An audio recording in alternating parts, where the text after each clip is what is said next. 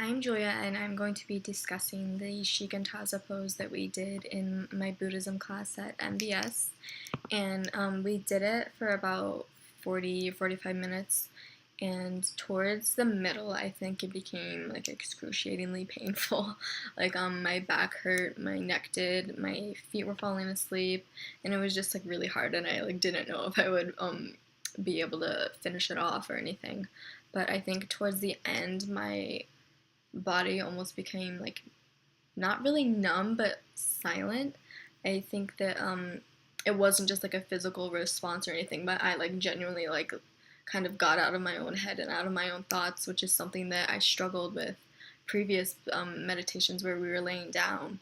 And the Shikantaza pose is kind of like a string is like almost like attached to the crown of your head, and your chin is tucked and your back is straight and your hands are on your thighs and your knees are below you.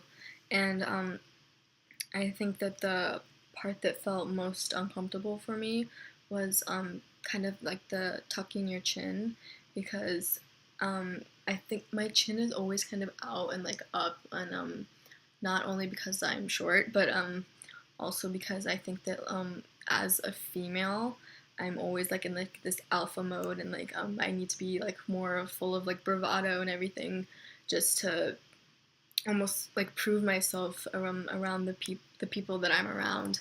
And I think that the tucking your chin part was like especially uncomfortable for me, because I feel like the world is like telling you to like keep your chin down and like all this like bullshit. And it just felt like really, I realized that it was my ego that was getting in the way of me kind of like fully like experiencing what was going on.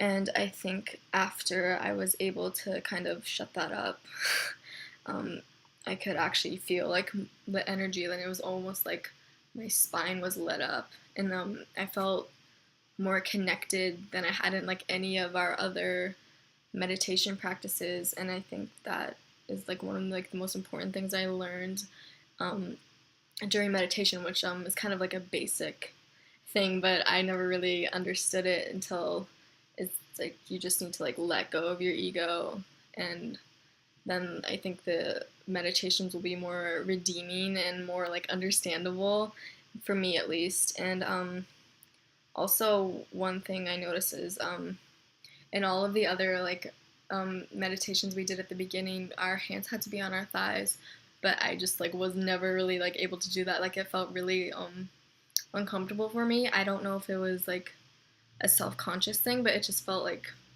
kind of odd, like I was writing like with my left hand or something, because my hands are always kind of like